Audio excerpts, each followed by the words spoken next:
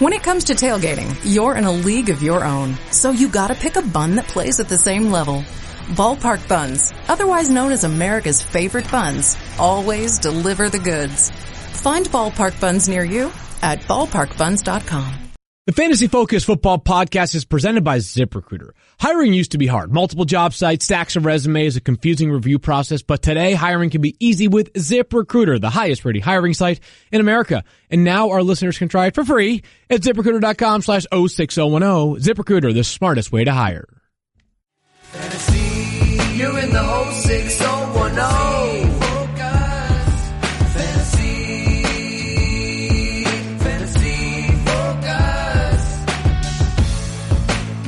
Welcome into the Friday edition of the Fantasy Focus Football Podcast. Preseason is behind us. Week 4 of the preseason wrapped up last night. Not Busy for me, weekend. though. I'm still in preseason form. I still get to make mistakes. I'm still working stuff out. I'm still trying to shake the rust off. Okay, well, Matthew Berry is still in preseason form, but the NFL is not. We have a special edition of the show today. It's Matthew and I riding. No Starfania. No Starfania. What with her brainy chit chat. She's got a lot more important things on her radar today. I'm not sure what that means, but I'm sure it's more. She's important. with an NFL team. She's out gallivanting. She's boondoggling. She's doing an interview. I think she's doing a piece. I don't know exactly for who, but okay. But she's out boondoggling is my assumption. Because she says she's got work. And then you go to her Instagram, and then she's like on the Riviera sipping champagne. Right. So it's entirely possible she's overseas on a beach hanging out with Chapin. That's probably where she is. Chapin is in Barcelona right now. It was her birthday yesterday. Happy birthday, babe. Happy birthday, Chapin. Yeah. There we go. 1 year older. I can't say she's any wiser because she still hasn't decided to call off our marriage yet. We have a very special show today. In 2 minutes, we're starting a live mock draft. Yeah, 2 buddy. minutes. And we've got Damian and Keith being a part of this mock draft. They're kind of our...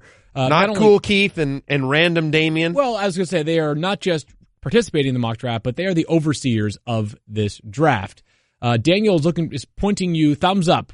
They want you to do something. Stand up so we can see you there. That's not cool Keith in the blue shirt. That's random Damian in the checkered shirt. And that's a Fantasy Life board right behind them. Yeah, absolutely. Very cool. So we've got our mock draft. We had 3 people join us along with members of our show staff. So we're a minute and 20 seconds away.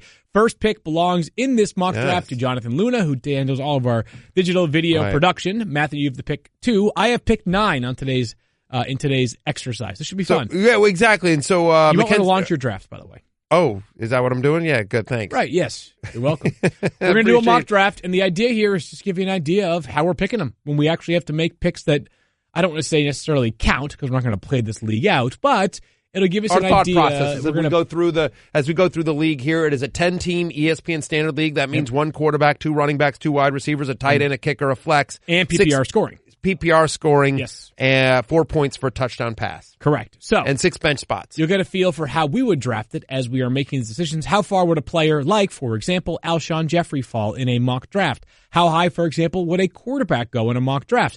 Who was the number 1 pick in a mock draft? That will be found out in just about 30 seconds with Luna on the clock.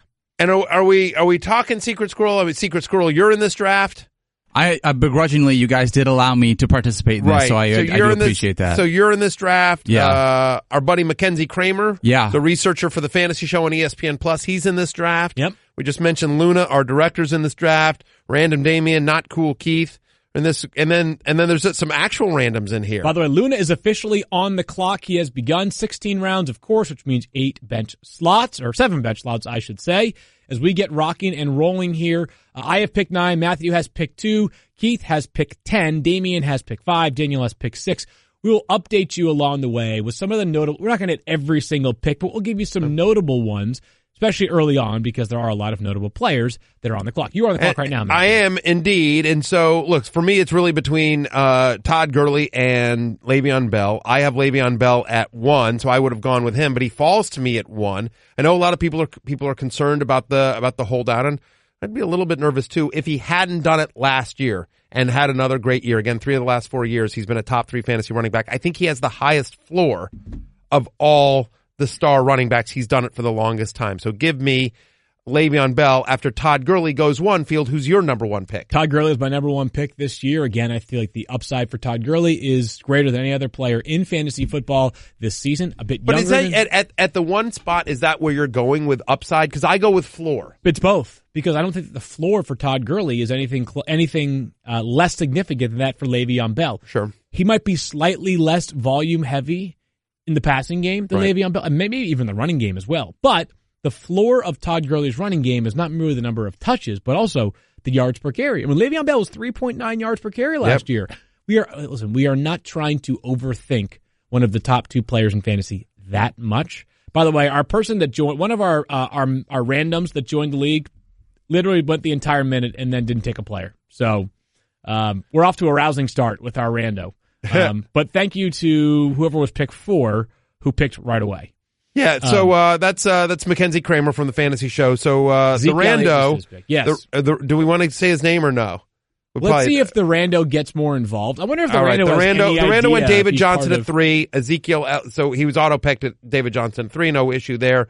Ezekiel Elliott goes 4. And then Random Damien takes Antonio Brown at 5. So far, Field feels like this would be going according to the script. Yeah, chalk picks so far. Very chalk. The only question is, would you go Antonio Brown at 5? There's some questions as to whether people go running back at 5. I would say this. If it were a 16-team league and I had the 5th pick, I would strongly consider Saquon Barkley or Alvin Kamara, just because running backs are so difficult to find. But for now, I think that in a 10-team league, because there's going to be enough running back depth with a smaller league, I would go Antonio Brown and secure the best wide receiver in the NFL. I've done 5, and speaking of Saquon Barkley, he goes to Secret Squirrel at round pick 6 there, Secret Squirrel. Any concerns? It's weird. I've done 5 drafts so far that count. I have 5 leagues, and we have a number of leagues coming up next week as well. But I've done 5 leagues so far that count, and I've yet to be anywhere near a spot where you would take Saquon. I've either had like a first 3 pick or been at the back end of the first round. Any concerns about the hamstring or the fact that he's a rookie and that there's more proven guys out there? I don't think so. I mean, I was looking at potentially either Kamara or Hunt there, but I like the fact that Saquon is going to be the guy. They're just going to force feed him the football because of how talented he is. I think that offense should be better this year than it was last year. And so for me, I like Saquon there. I actually have been in the same spot as you, Matthew. I haven't had a lot of chances to take him, so I'm excited.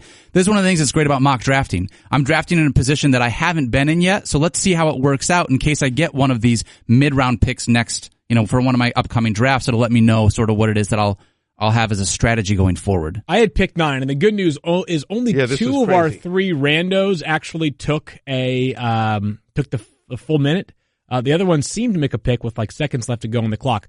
I just spoke a minute ago about how, especially in a 16-team league, I'm more likely to go with the running back with my first pick. But I did take Kareem Hunt only because, again, in this league, or knowing how much wide receiver depth there is this year, I'm okay within a 10-team league, or in my slot, the back end of the first round. I'm okay with going running back first, knowing that I'm going to have a very, very reasonable, and look at this, the exact wide receiver that I was going to take with the 9th overall pick, Odell Beckham Jr., is who I land at pick 13.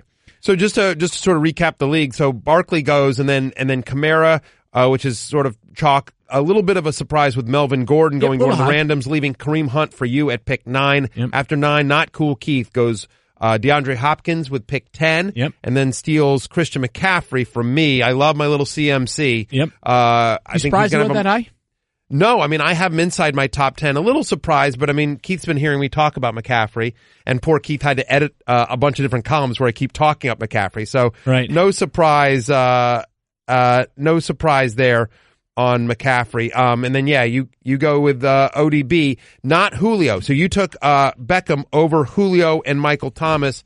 Give me your thought process there. Well, I don't think that people are wondering that much about Odell over Michael Thomas so much as they would Odell over Julio. I have Thomas over Beckham, by the way. But I think that that's a less popular opinion. Correct. I would agree with you there. I think the answer for me is simply which player is more likely to make touchdowns over the course of the season, because volume is going to be steady for both Julio and Odell Beckham Jr. The hardest part about taking Odell Beckham Jr. is the idea that I'm already now doing my week 1 ranks, and they play the Jaguars in week 1. So I'm like, Sure. man, like I'm going to take a guy 9th or whatever it was, 13th overall, and then potentially have to, I mean, you wouldn't bench him, obviously. No, but I'm going to be like, so we're You're actually gonna lower doing a projections file for him. We're doing a file here every week during the season. We do, it's like a round table. Yep. A bunch of people that contribute to the NFL coverage here at ESPN. And one of the questions for week 1 literally was, how many catches, targets, yards, and touchdowns will Odell Beckham Jr. have? I'm like, normally the question is like, who's your upset pick of the week? We're getting very specific with that question. And I forecasted 5 catches for 74 yards and 11 targets for Odell Beckham Jr. All right, so I'm now on the clock. You are, yeah. And so you got Devontae Freeman is the best running back available, but Devontae Adams is sitting there. So give me some Devontae Adams, who I think just has a monster season this year. Field, just to sort of recap all the picks after Beckham: Dalvin Cook, Michael Thomas, Leonard Fournette goes in the middle of the second round, which is amazing to me. If Saquon Barkley and Leonard Fournette am I starting running backs? Yeah, that's pretty ridiculous. Nice job there, Secret Squirrel. Then Julio Jones, after Julio Jones falls to pick 6 in the second round.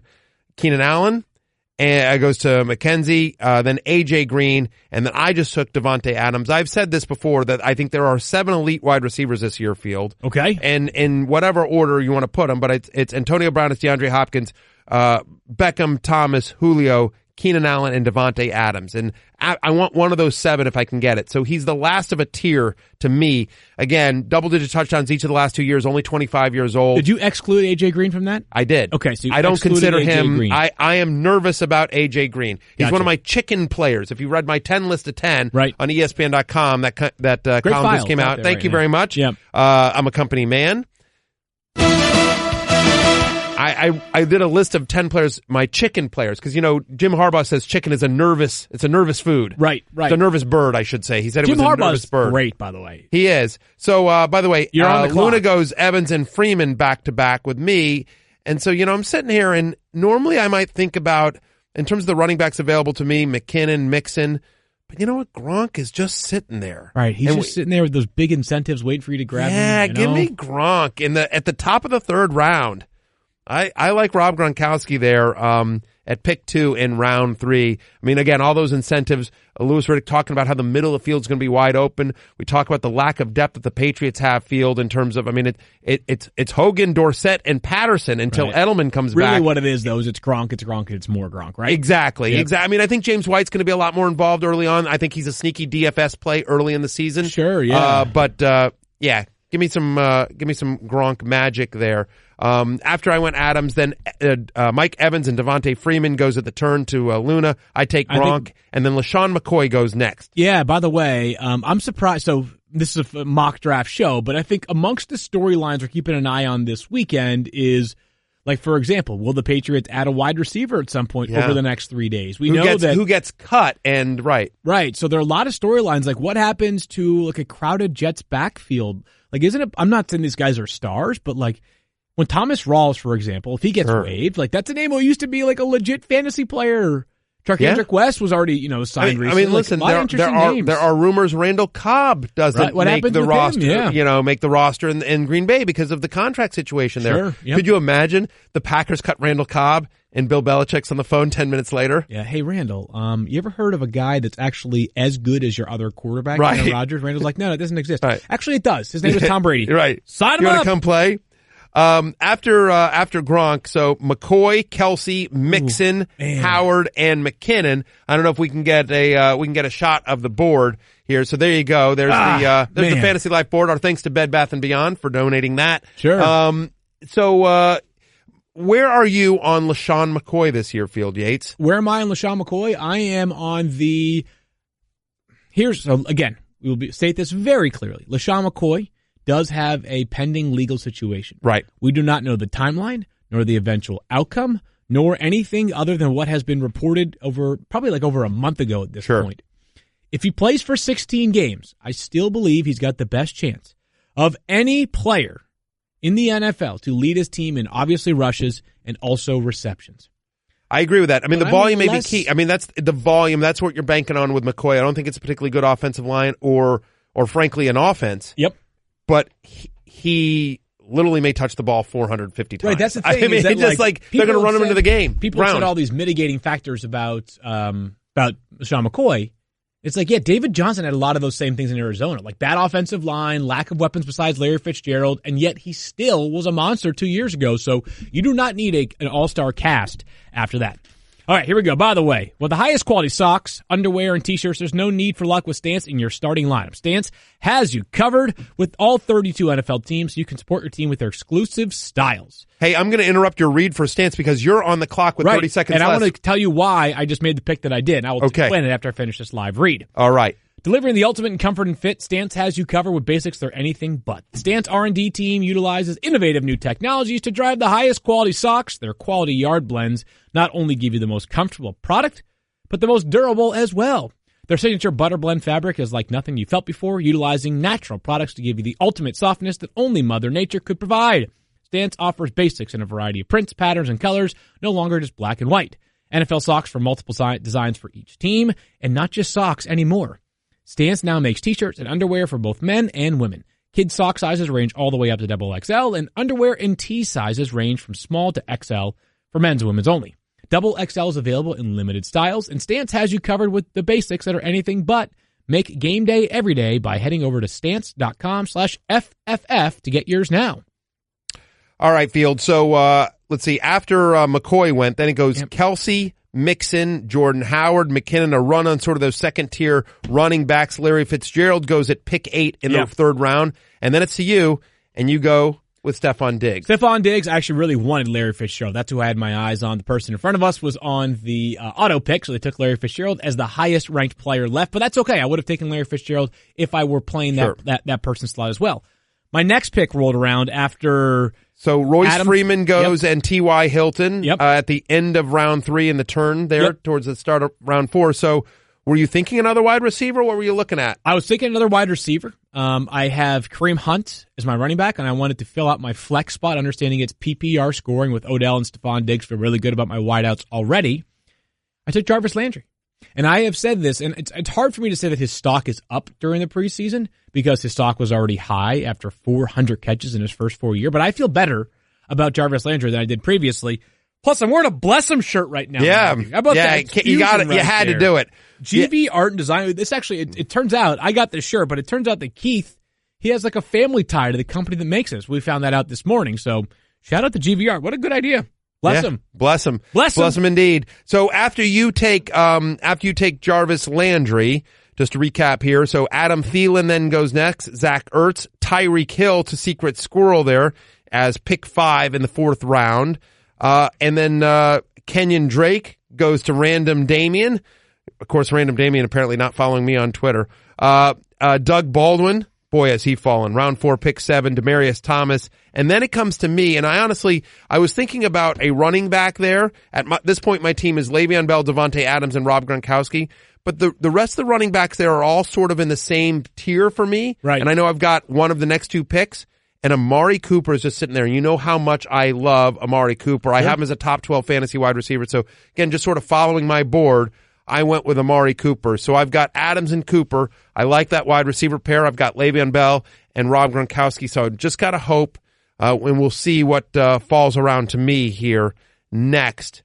As Luna has taken Golden Tate, high floor guy. And he goes off the board, Aaron Rodgers. Aaron, and Luna is not a Packers fan. I was thinking to myself, maybe he's a Packers fan. That's why he did it.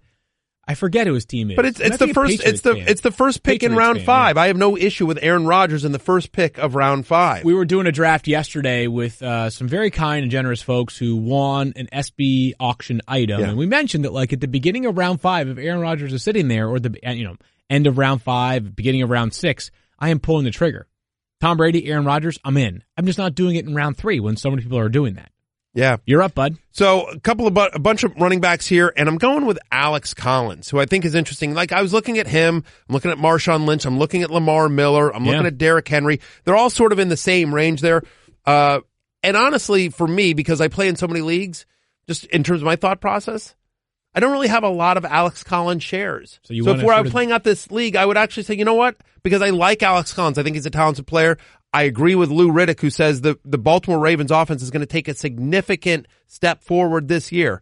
And then I look at that offense and I'm like, Buck Allen has a little piece and we'll see what Kenneth Dixon does, but Alex Collins is going to be the lead running back on an offense that I think is going to score a lot more than people think. So, really interesting. I'm not like sure him. that I buy that idea as much, not anything about Collins, but about the offense as a whole. I just feel like I feel like I've heard that idea. I mean, I feel like every year I have higher hopes for the Baltimore Ravens offense than what it actually yields. But Alex Collins is interesting. What do you got, Daniel? By the way, Alex Collins, who was really good last year, the Ravens offense can't be worse than it was last year. That's a and good Alex point. Collins was good. Yep. So I got a quick question for you guys. I went 3 running backs first off. Okay, so You're on the clock, by the way. I understand that. And I took Tyreek Hill as my first wide receiver. So there's a guy that I'm looking at here in Josh Gordon, but with Tyreek Hill being such a boomer bust guy, I kind of want someone with a potentially higher PPR floor. And is it crazy for me to look at somebody like Chris Hogan over a Josh Gordon here because I want to make sure I'm getting catches every week? Not crazy at all in my book. As a matter of fact, Marvin Jones is right there too, Daniel. I thought about it. Oh, and you just took Chris Hogan. I decided to go Chris Hogan. Chris Hogan, one of the players that Field you're all in on, and I 100% agree. My all-in pick. By the way, this is PPR scoring. I'm deciding between 2 running backs. I will go with Marshawn Lynch.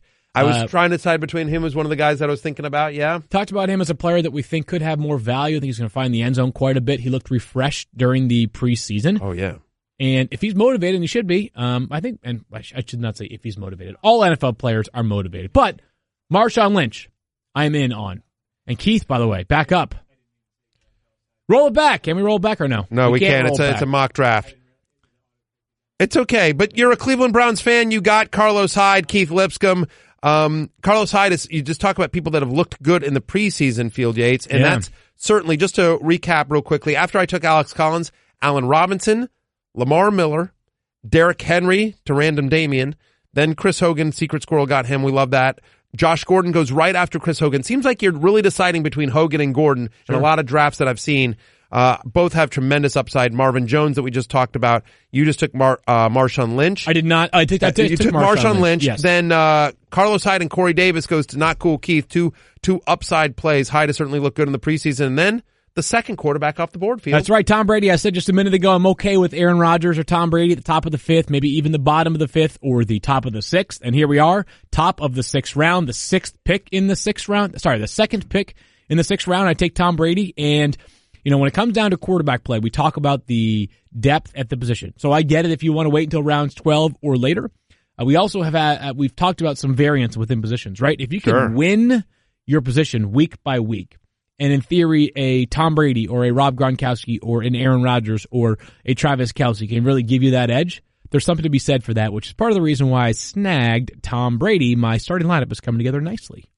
It certainly is. After you take the GOAT, Alshon Jeffrey goes. It's a little early for me, round 6, pick 3. Yeah. I'm super nervous about him, especially with those. Is he a chicken player or no? He's a chicken player. Sure. Absolutely. Yeah. I mean, he's going to miss the first 2 games. He's always got those soft tissue injury issues. I'm nervous about him. And Brandon Cooks didn't make the chicken list, but that's a guy with a wide range of outcomes, Field Yates. And then after him, Secret Squirrel takes the very safe, the very unsexy Emmanuel Sanders. You know what? There's nothing wrong with being unsexy, Matthew. We did a thing on the fantasy show yesterday. Daniel. Well, you're right, Field. He's saying it to be supportive of me. Oh. Yeah. So as the foremost authority on such matters, sure. Want to make the case for Emmanuel Sanders? Look, he's a guy that injured last year with horrible quarterback play, but prior to that, he'd been a top 21 fantasy wide receiver in 3 years in Denver. He's been used in the slot a lot more in the preseason. Case Keenum, you think about last year, his slot receiver, Adam Thielen, obviously had a huge year. So Keenum very comfortable throwing there. The target distribution has been very even between him and Demaryius Thomas. In fact, it's even slightly favored Sanders so far in very small sample size. Sure.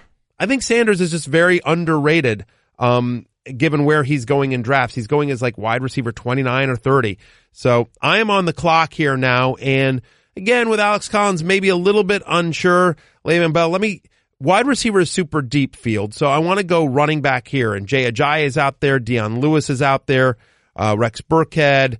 There's a lot of different guys out here. I thought about Dion Lewis 2 rounds ago. Yeah. So I'm going to take Dion. He's my highest ranked running back available. So just following my board here, give me some Dion Lewis. And, prior to, after Secret Squirrel took Emmanuel Sanders, Juju Smith-Schuster goes. Interesting player here because the counterpoint against Juju Smith-Schuster is, have we seen a second Steelers wide receiver emerge as consistently opposite of Antonio Brown as you would need to draft that player as a top 25 wide receiver? The answer is not really. But have we seen a wide receiver as talented as Juju Smith-Schuster make a mark in the way that we think he can this season? Yeah. So no. It's, I mean, I'm more pro Juju than not. I have him as my wide receiver 21, but I think those questions are legitimate. I don't think Juju is we have a small sample size. There were some big plays there. I don't think it's a slam dunk on him. He's definitely one of those guys that there's a wider range of outcomes there for Juju Smith-Schuster. So after Juju Smith-Schuster went Crabtree, Greg Olsen, I took Dion Lewis, and then Luna at the turn, Robert Woods, and Jack Doyle. Interesting pick on Jack Doyle with some of the other tight ends that were still available. We'll talk about that in a second. So, so I'm sitting here and I'm looking at sort of the wide receivers. I might want to go one more running back, get another running back. I think wide receiver is deep enough. So a guy and it's important to sort of know your draft board because he's way down there in the overall draft. Chris Carson of the Seattle Seahawks is the next highest running back on my list. And just going into the draft board, you had to search for him because a lot of times you get in that draft and you're sort of looking at that screen. He's number 85 in our draft board. I have much higher in my overall ranks. I'm a Chris Carson believer. Sure, I hear you. So getting some running back depth, I believe I will now be able to, because wide receiver is deep, get some running back depth here. And besides, I have Amari Cooper and Devontae Adams. I love my wide receivers. Hey, want to let you know about our friends over at ZipRecruiter Field. You know that hiring is challenging, but there's one place you can go where hiring is simple, fast, and smart, a place where growing businesses can connect to qualified candidates. And that place, of course, ZipRecruiter.com/06010. ZipRecruiter sends your job to over 100 of the web's leading job boards, but they don't stop there. With their powerful matching technology, ZipRecruiter scans thousands of resumes to find people with the right experience and invite them to apply for your job. As applications come in, ZipRecruiter analyzes each one and spotlights the top candidates so you never miss a great match. ZipRecruiter is so effective, incidentally, 80% of employers who post on ZipRecruiter get a quality candidate through the site within the first day. With results like that, it's no wonder that ZipRecruiter is the highest rated hiring site in America. And right now, the listeners to this podcast can try ZipRecruiter for free at this exclusive web address, ZipRecruiter.com/06010. Once again, ZipRecruiter.com/06010. Last time, ZipRecruiter.com/06010. ZipRecruiter, the smartest way to hire. Drop the sunscreen and step away from the grill. Dell's Labor Day sale is here with massive deals. Score huge deals on some of the newest computers with Intel Core processors, or step up your tech with the latest gaming systems, plus a wide selection of thousands of top brand electronics and accessories, all with free shipping on everything. Just call 800-BUY-DELL or visit Dell.com/Labor Day. Don't miss this summer savings finale. Call 800-BUY-DELL for huge Labor Day deals. You're in the 06010. Focus. Fantasy focus. We're back and rolling along with our mock draft. This is fun. We have gotten through just about 7 rounds. The final pick of the 7th round. Keith Lipscomb is on the clock here. So after I took Carson, Jay Ajayi goes, then Mark Ingram. Don't love either of those picks. Deshaun Watson's the third quarterback off the board. Yeah. Sexy Rex Burkhead to Daniel Dopp, who the other guy I was considering there with Chris Carson. I really like Burkhead this year. Duke Johnson, then Delaney Walker, and then Field. You did the pick that I probably should have done. Even though I had Gronk, I really wasn't thinking tight end. But you went tight end there with a guy that I love this year. Yeah, I took Trey Burton, and it does not often work out that I fill up my starting lineup with my first 8 picks. 7 picks, I should say. Obviously, absent the kicker and defense, but that's the way that the cookie crumbled in this draft for me. I love the volume of Trey Burton, and I was trying to keep that PPR format in mind. I do believe there's a chance that he could be a legitimate top 6 tight end this season. I have him as my number 6 tight end. I agree, because you can play a tight end in the flex, and so I should have done that. I have drafter's regret. Yeah. I should have drafted Trey Burton. I thought there was a chance he might last to me. I should have known I was in a league with a bunch of smarties. You know how it goes. And you just Scott Clark'd me. And then Not Cool Keith takes Evan Ingram and Marquise Goodwin. Goodwin was one of the wide receivers I was considering instead of Chris Carson with my last pick. I think, are you buying Goodwin over Garcon? Is that how your ranks have it in San Francisco? I have Goodwin over Garcon. It's just a couple slots apart, but that's correct. Yep. Yeah, so then our fourth quarterback goes after Marquise Goodwin, Sony Michel, Field Yates. I think that's an interesting selection right there. Why don't you talk about him? I'm in my bench. It's time to go start thinking about upside, right? And Sony Michel, by the way, I only have 2 running backs at this point. I do have 3 wide receivers, so a little bit more depth at wide receiver in my flex spot, but I think Michel, obviously his value has dropped because of that injury, but I do also feel as though there's a great chance for him to find some upside in this offense if he gets healthy, and I don't need him for week 1. Even if he doesn't play, I don't need him for week 1 at this point. I could have him weeks 2, 3, 4. He's a bench player for me at the moment. As we talk about range of outcomes, Sony Michel is one of those guys that has a tremendously wide range of outcomes. Yep. He could do nothing. He could also win you your league for you. Sure. I mean, if you're the lead running back of the Patriots, it's that, they used a first-round pick. They seem to want James White in a very specific role, though, like I said, I think he's going to be very heavily involved early going here. Rex Burkhead has had trouble with health issues throughout his career, so I like the upside pick of Sony Michel. After him, Cam Newton goes, Isaiah Crowell, Jamal Williams there to Secret Squirrel. You want to talk about your last 2 picks there, Secret Squirrel? You took Rex Burkhead and Jamal Williams, 2 running backs. I did. I love being able to, at this point in the draft, like we've been saying, I'm looking down my rankings at wide receiver, and there's still a number of guys that I really like. So with how thin running back can get with injuries that just occur over the year and guys breaking out, I love being able to load up on running backs here in the middle round. So for me to be able to have Saquon, Fournette, Jordan Howard, Rex Burkhead, and Jamal Williams. I mean, all of those guys are guys that I feel really comfortable with. And if things work out really well, maybe I have some good trade pieces come the middle of the season when other teams are a little bit running back thin. I think that's a very, very good call. I'm sorry. What did you just say? I think that's a good call, actually. Thanks, and Matthew. So, that means a lot. Yeah, no problem. So, I'm on the clock right now, and I'm going to look at wide receiver, and there's a couple of guys out there that I really like, but one of them, going by my board, Devin Funchess, number 1 wide receiver for Carolina, big wingspan, 5 touchdowns in his last 7 games. Thought about him. Sort of prototypical Norv Turner number 1 wide receiver. He kind of fits the mold of what we've seen Norv do in his offenses here. Still a very young player, the kind of guy that, listen, they got rid of Kelvin Benjamin to create more targets for Devin Funchess, and I love McCaffrey, and obviously Olsen's going to get his, but I do think Devin Funchess is a true number 1 wide. I don't think, not fantasy wide receiver, but I think he's a wide receiver 3 with a tremendous amount of upside. Yeah, I could see that for sure. I think he was right around wide receiver 20 for the last half of last season. I think he's a good player that it should be, it should be his best season yet. It should be a much improved year for Cam, by the way. It just feels like it, but then again, Cam's, and by the way, it's not specific to Cam's fantasy relevance. He's always been awesome. But as a thrower, Cam has a chance to make a major mark.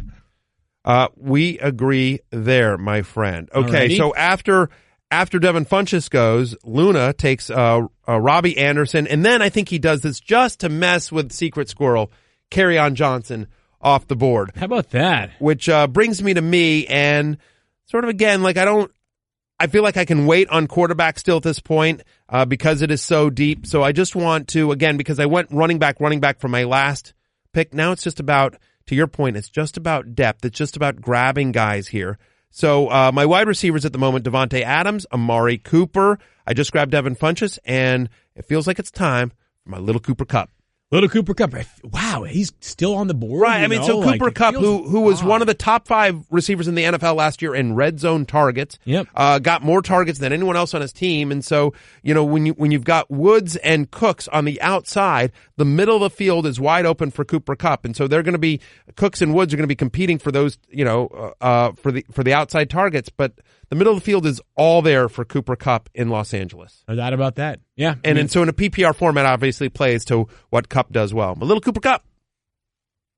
After Cooper Kupp, Tevin Coleman goes, and then Peyton Barber to Mackenzie Kramer. Not a bad pick. How much do you let me ask you about Peyton Barber. How much do you feel Peyton Barber is just an of the moment kind of until Ronald Jones gets going, or Or is he the guy? Because honestly, Ronald Jones has been very unimpressive so far this preseason. Very unimpressive, and there's been a lot of analysis of it with good reason, right? I wonder, like, that to me feels like one of the situations around the NFL that might change the most in terms of how it looks in the regular season compared to how it looks in the preseason. Or he might just truly, like, he might be a lost cause before the season even begins. My point, I guess, is this.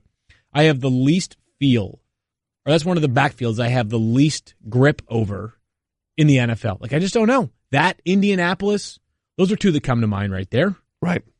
It's really, I mean, it's crazy. I'm back on the clock, by the way, and I have already padded my running back depth just a little bit. It's pass catchers. So I'm sitting here looking around.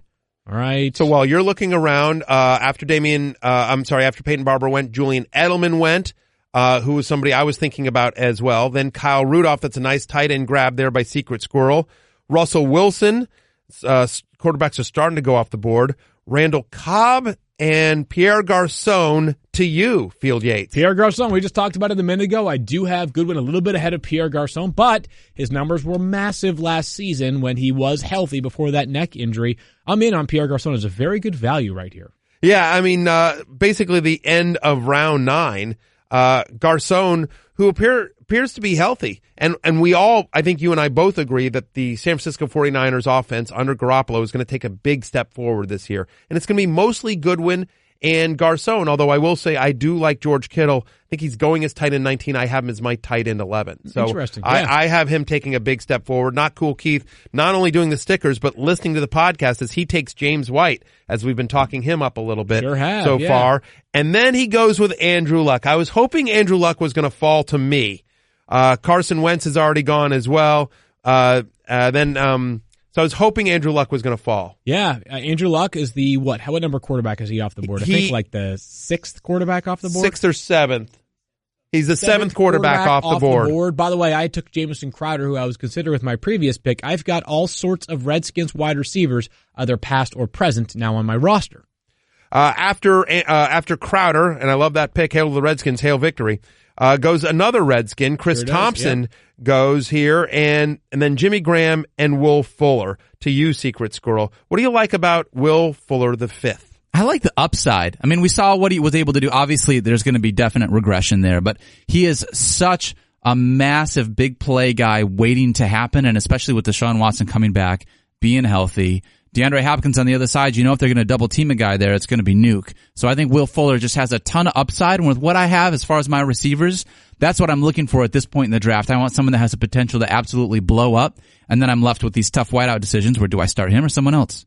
Random Damien makes a nice pick here. In the 10th round, pick 6, he goes with Nelson Aguilar. Yeah, somebody like that has had a real tough start to his NFL career, but seemed to right the ship last year. Sure. And then we think about we think this is going to be a very fantasy friendly offense once again. Alshon Jeffrey out. Why not Nelson Aguilar? And again, 10th round, you're at the point now where you're filling out your bench slots. You don't need Nelson Aguilar to be your top 3 wide receiver for you in week 1. That being said, I haven't looked at the rest of Damien's roster right away. Right. But there's a chance you could start Nelson Aguilar in week 1. No Alshon Jeffrey. 100%. You know, obviously, unlikely Carson Wentz as well, but Aguilar is somebody that has continued to make leaps and bounds after that slow start. So it is finally to me, and about time to get a quarterback here. We're at the end of round 10. Right. And just sitting there, a guy that continues to be completely undervalued this year is Drew Brees. Yeah. He's my number 6 quarterback this year, Field.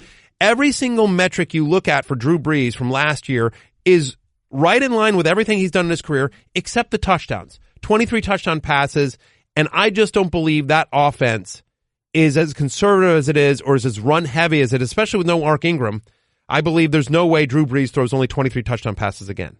That is my take. I'm with you as well, and they may not have a choice but to throw it more early on in the season with no Mark Ingram for the first 4 weeks of the season. Oh, by the way, sometimes it was like a perfect storm for Peyton Manning to throw 55 touchdown passes that one year. And that's not taken away from them, right? But it was a perfect storm in terms of like the ideal personnel, matchups, etc.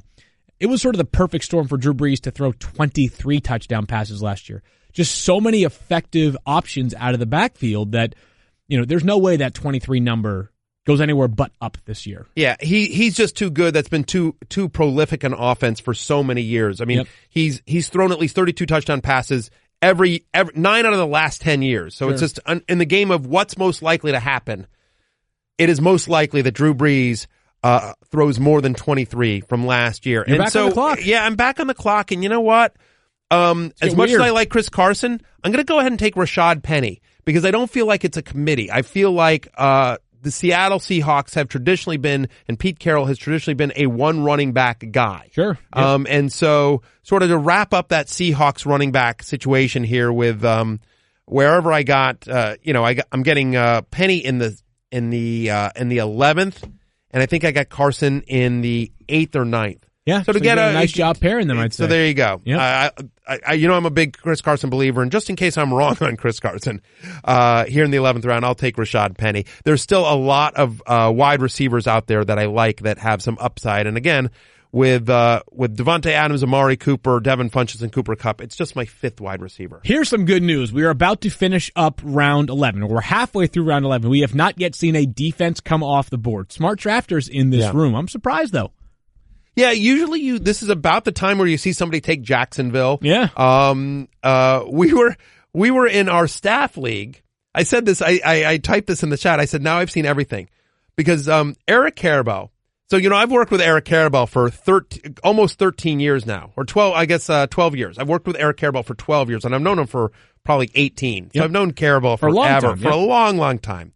And I can't count how many drafts Eric and I have been in together.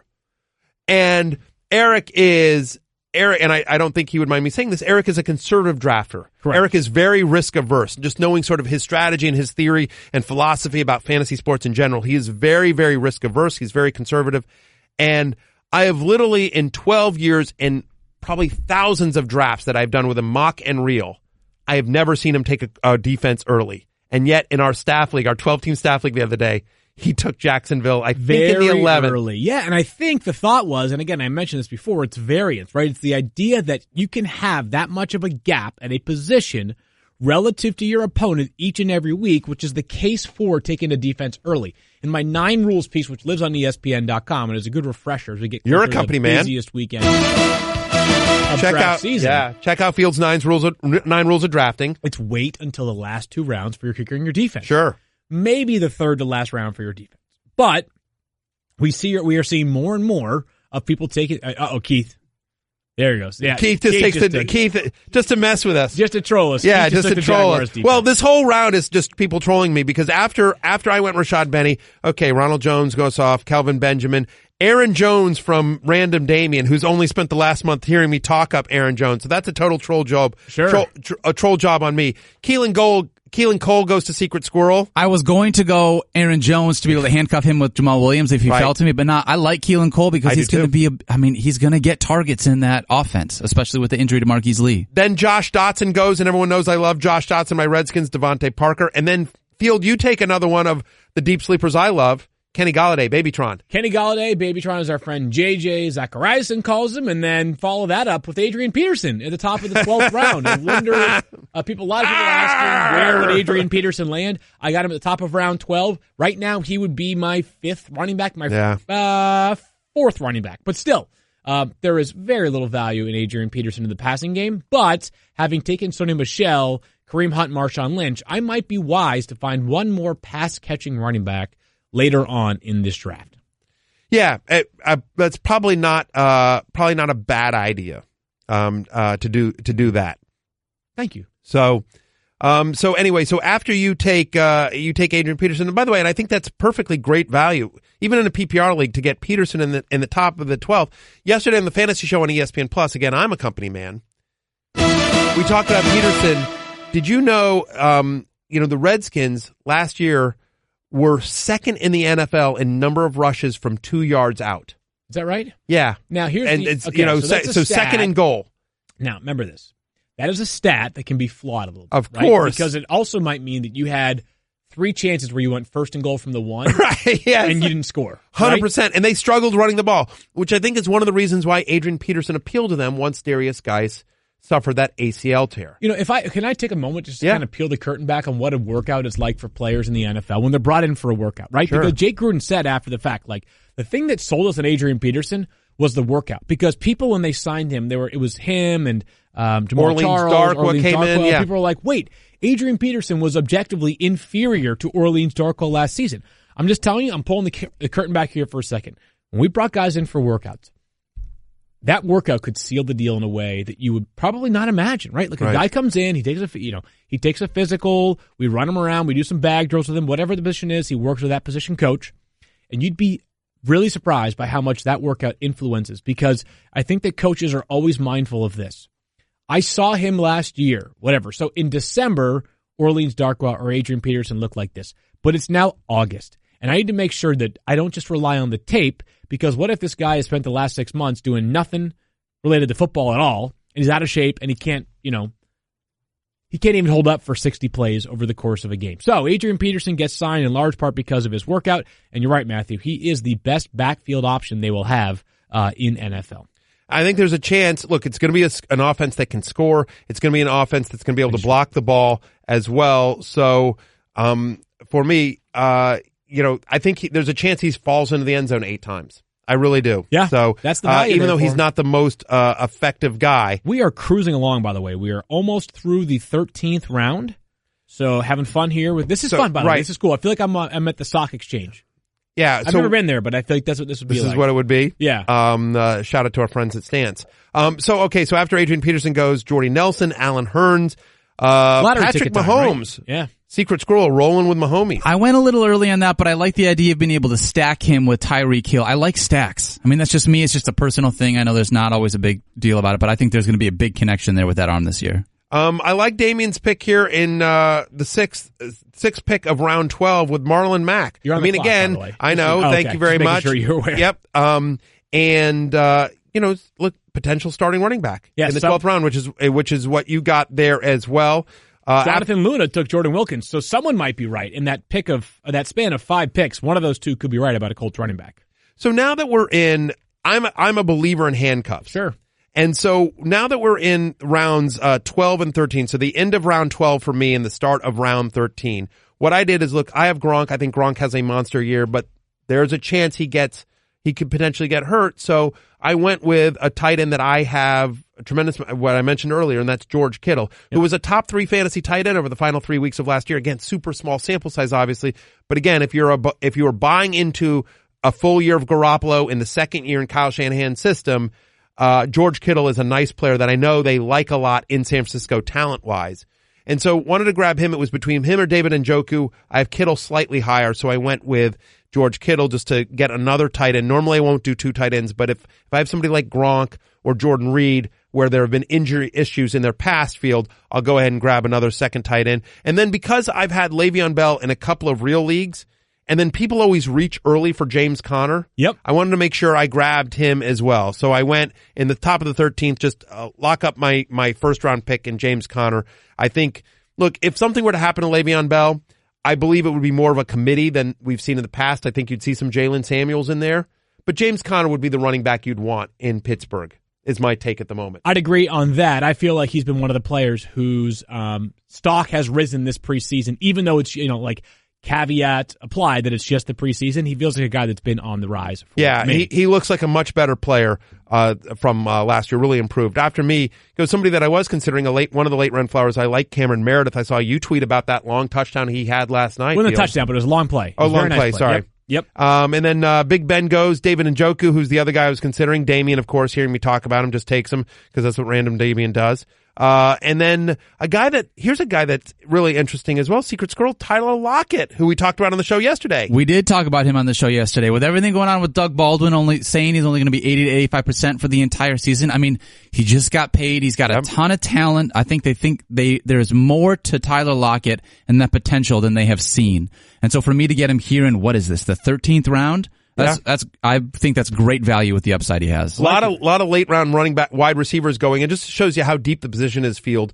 Guys that are going that I like here in this range that I think have upside, especially in a PPR league. Danny Amendola going, John Brown going to Keith Lipscomb, and Mike Williams of the Chargers. So Keith, Not Cool Keith, taking two of my favorite late round wide receiver flyers. And one player I don't have a great feel for, Field, and I'm curious as to your thoughts, is Deshaun Jackson, who goes just before you took Theo Riddick. So why don't you talk about those two picks? Yeah, Deshaun Jackson, I just don't know because, I think there's more buzz and excitement around Chris Godwin. By the way, I'm on the clock, so let me make sure that I get a second pick in here. Yeah. I'm going to go with, I'd say, two straight pass-catching running backs. I think there's more buzz around players like Chris Godwin and obviously Mike Evans, but Godwin specifically and two tight ends in Tampa Bay, that part of me wonders if Deshaun Jackson's forgotten buzz is maybe a sign of where he's at on the depth chart. By the way, I mentioned earlier I need to add some pass-catching running backs. Sure. So my two picks, I went with Giovanni Bernard and Theo Riddick in back-to-back rounds. Two guys who obviously are not necessarily great bets for touchdowns, but are great bets for 50-plus catches over the course of a given year. But Giovanni Bernard goes really, really late. I have him in a number of leagues because I wound up with Joe Mixon in a number of leagues. Sure. But I think Giovanni Bernard is one of those guys that has standalone value. I think he's very important if you end up rostering Joe Mixon. Yep. But if you don't get Joe Mixon, I still think there's standalone value, especially in deeper leagues, to Giovanni Bernard as a flex play in a 10-teamer, but a bye week fill-in in a 10-teamer, and a 12-teamer or deeper, he's a potential flex play on a certain week. I like that thought. And by the way, we're about to get to the top of round 15, which means it's essentially kickers and defense time. Matthew, how would you take, so let's just take stock of your team while we have some time here. Picks that you loved, picks that you... well, I'm on the clock, so you okay. Talk for a little bit while I sit here and do a roster count here. My team here, my starting lineup is as such. Tom Brady, Kareem Hunt, Marshawn Lynch, Odell Beckham Jr., Stephon Diggs, Trey Burton, Jarvis Landry, and a to-be-determined defense and kicker. I feel really good about my starting lineup here. My two running backs are absolute workhorses. I have arguably what could be the second best wide receiver in fantasy football this year in Odell Beckham Jr., and I love the volume in Trey Burton and Jarvis Landry. At tight end and flex, I am not merely targeting touchdown upside. I am targeting volume upside, and I think that both of those players offer it in a way that is unique. As for my bench, I've got lottery tickets in Sony Michel, Kenny Golladay are my two favorite lottery tickets on my bench. Other players that I think have good volume in their favor are Pierre Garçon and Jamison Crowder. And then the wild card of my lineup is Adrian Peterson, who could start and carry the ball 20 times a game for Washington, or he might barely play for them and be a non-factor, which is why when I got him in the 12th round, I'm okay with it. 100%. I like your team. Boy, I wish we could play out this league. Because you like your team that much as well? My God, I love my team. Let's hear it. So I went running back, obviously in the first round with Le'Veon Bell. So I feel like I have a very strong running back core in Le'Veon Bell and Alex Collins, Dion Lewis. And then I have Chris Carson and Rashad Penny on my bench, along with James Conner. And then with my last pick, I just picked another guy in Corey Clement. JJ is already banged up. He could be the lead running back on a very good offense. I think he'll have a role regardless. So that's just sort of an upside flyer here. Okay. And then, but if I had to pick one small place to pick a hole in my team, it would be running back. But in a PPR league, I'm okay with that because you can sort of manage that throughout the season with, to your point, sort of pass catches and everything like that. And, but anyway, Devontae Adams and Amari Cooper are my two starting wide receivers. Two top 12 guys on my ranks as my wide receivers. I think that's unbelievable. And then getting Devin Funchess and Cooper Kupp. So I like my wide receivers quite a bit. Two top 12 guys and then a number one wide receiver in Funchess and another guy in Kupp that could be the number one receiver on a very explosive Rams offense. Gronk at tight end. Hello. I've got the best tight end in the business there. So honestly, I like, and then Drew Brees fell to me very late as well. So, I will probably, it'd be between Funchess and Lewis for my flex on certain spits or Kupp or Carson. So I have a number of different, flex options there, but, Collins and Adam, Le'Veon Bell, here's my starting lineup for week 1 would probably be Drew Brees, Le'Veon Bell and Alex Collins, Devontae Adams and Amari Cooper, Gronk. I have the Vikings defense. I'll grab a kicker here. And then probably actually Chris Carson over over Dion Lewis. I think I would do that there until I saw how that Tennessee backfield shook out. Yeah. Because I believe that given the injury with Rashad Penny, I think Carson gets the majority of the workload in what should be not a tough matchup in week 1 for the Seahawks. Just finished off my roster with the Chargers defense and Will Lutz as my kicker as well from New Orleans. When it comes down to kickers, the bottom line So is they play the Broncos. I'm not scared of the Broncos run defense there. Interesting one. Yeah, so I think we feel pretty good about our teams after this exercise, Matthew. Any lessons that you would share or convey based on what we did in this mock draft? Well, the one thing I would say is just understand that when you take a tight end early, like I did with Gronk, it just means that your running back or wherever you go next after that, your wide receiver or running backs aren't going to look as strong. I mean, it sort of depends on where you are on Alex Collins, Dion Lewis, and Chris Carson, who are the rest of my running backs there. Sure. Yep. I like them probably more than I think the consensus do. Yep. But the fact of the matter is that my running back core probably looks a little bit weaker compared to some of the other teams because I went Gronk in the second. So it just depends on sort of just understand that. Don't panic because, again, like in this particular case, I got I got the best tight end. I'm okay with it. I like my overall team, but just sort of be aware of that. And my other big takeaway is that pound running back early because wide receiver is so deep. So Matthew, Squirrel, your thoughts? With that point, I went running back with my first 3 picks. Do me a favor and look at my team, not because I want you to critique my team, but if you go that strategy of 3 running backs, based on the way that the draft played out, how do you feel about my team knowing that that's the strategy that I took was pounding running back early? Honestly, I like your team a lot. So, I mean, like, here's his running backs field. Barkley, Fournette, and Jordan Howard as his flex. Okay? And then as his third running back, whether it's a flex or not, right? His third running back. He wound up at wide receiver with Tyreek Hill and Chris Hogan. Yeah. I mean, I have Hogan as a top 17 player. I have Tyreek Hill as a top 12 player. So that's really strong there. You got Mahomes at quarterback. You waited. Kyle Rudolph is your tight end is fine. And then you look at his bench. Sanders, Burkhead, Jamal Williams, Will Fuller, Keelan Cole, Tyler Lockett, John Ross. It's a nice little team here, Secret Scroll. Nice. I feel like he's been paying attention. I do try to listen to sometimes. Us and watching the show. You're not merely just recording this podcast. I love how they finish this, by the way. Your draft is complete. Share it on Facebook. Share it on Twitter. Pretty good stuff right there. So and your team here is you got the GOAT, Tom Brady. Feel pretty good about that. Yeah. All right, Matthew. Looking forward to anything this weekend that could change. Or how many drafts do you have, by the way, left over? A lot? I have a couple. So I have let's see. We have our Celebrity League. Yep. So for the podcast, we have our Celebrity League draft, and we are going to announce the draft order and who's in it this year on Tuesday. So no show on Monday, by the way, for the Labor Day holiday. But so we'll announce that on Tuesday, and then so we have that draft next week.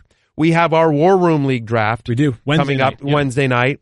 Yep. Tuesday night, I have my longtime Dynasty League, all my buddies from college that I've been in for 20-some-odd years. Yeah. So I have the Dynasty draft on Tuesday.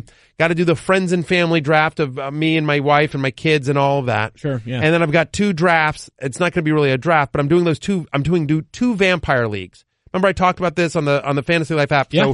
So a vampire league, if you missed this, basically there were so many responses to it. We got thousands upon thousands of responses. I decided to do 2 leagues. So I'm going to do 2 leagues of 10 where the 9 people draft and I don't draft. Sure. And so once everyone's drafted, then I create a team based off of waivers. And from that point forward, I can pick up players off waivers. No one else can. Everyone else has to play me with just the team they drafted. Got it. But again, I don't get to draft, so I'm not going to get any, You're the all waiver wire team. I'm the all waiver wire team. And then throughout the season, if I beat anybody, I can then take one of their starting players and I can replace one of my starting players with one of their starting players. That's the vampire part of it. Love it. So like a vampire, the more I win, the stronger I get. And so that's the idea. So I've never played a league like this. A guy on Twitter came up with the idea. I thought it was really fun. And so I'm doing it with a bunch of fans. And so those drafts will happen this weekend or early next week. And then I'll pick my waivers. I have to go through and see who's left. That's fun right there. I mean, I've already done a handful of drafts with a few more left, including, of course, the Celebrity League, the War Room League. Keith and I are part of a league that's mostly Keith's friends from growing up. And interesting year ahead for me. So I'm not Keith's friend? Is that what you're telling me? Is this a not hint? From growing up. Well, not from growing up. Well, I'm not in the league. Right, Apparently it's all that's a good Keith's point. friends. I get it. I understand. Yeah. Now I know who Keith likes more. Okay, Interesting fine. year ahead for me. Fine. It's a keeper auction league with Right. salaries, and I think I'm the only one that's won it twice, Keith, in like our 5 years. But I've had a good run. Oh, because look at that. Yeah, humble brag. I know, nice but job. still, but the point Good, is that, serves you right for not inviting me in, Keith. Yeah, but the year ahead will be interesting because a lot of the players that I drafted that were supreme values are in their final year. So all of a sudden, my Gronk and Julio and Todd Gurley and Brandon Cooks and like it was a great first draft for me. Sure. That all of a sudden is looking not so good going forward. So, And then I'm in the middle right now. I'm in the middle of a slow draft. We have a league here called the Bristol Benchwarmers. right. And I once won that league 3 years in a row. I finished, I don't know, something like 5th last year, something like that. Had a bunch of injuries, but it's a 14-team league made up of some of the people that you know on air. Not Cool Keith is the commissioner of that one, but so it's, Tristan Cockcroft is in that. Sure. Eric Carabel's in that one. Casey Joyner, myself, and so some of the fantasy staff and what do you want Cool Keith to do? Stand up. Yep. You want I want him to stand up. That's all it is. I just want him to stand up. Wants Like, I them mean, to stand the up. draft is over. Anyway, They so just I'm in wanna look the nice. and then it's also some of the other people that work on our fantasy games behind the scenes that do Nice. that do a great job with us that run our game. So it's a fun 14-team half point PPR. So we're in the middle of that's an email draft. It's a slow snake draft. A hearty thanks to Keith and Damian for their participation and conducting this mock draft for us and the Fantasy Yeah, nice Life board. job. Looking very good. The ultimate draft board. Daniel, thank you as well. And Luda and Mackenzie and everybody, the 3 people that went on auto pick that were part of the draft as well. So we've got coming up, we were just talking about drafts. We have Man's League and Women's League. You'll be getting invites if you were in the Man's League and Women's League. We'll be drafting early next week, so keep an eye out for that if you were placed in that. Also, just because you guys said it, I just really quickly want to say I started a Crappy Bands You've Never Heard of league. Nice. And so I got a bunch of dudes from my friends From in Emory. Crappy Bands? Emory, Manchester Orchestra, August Burns Red, Me Without You, Balance and Composure, Tillian from Dance Gavin Dance. We got a bunch of guys. So I'm sure we'll I've talk heard about of one that. of those bands. Yes, you have. Yes, you have. All right. Dance so Gavin Dance. That's the band I've heard That of. is the one you've heard of. I've met the guy. I met the lead singer of that once. The pretty boy. Yes. follow at Tillian. Matthew Berry on at Matthew Berry TMR on Twitter, Instagram, and all forms of social media except for the Fantasy Life app. I am at Field Yates. I'm Twitter, merely Instagram. Matthew Berry on the Talk to you Fantasy then. Life app. Peace out.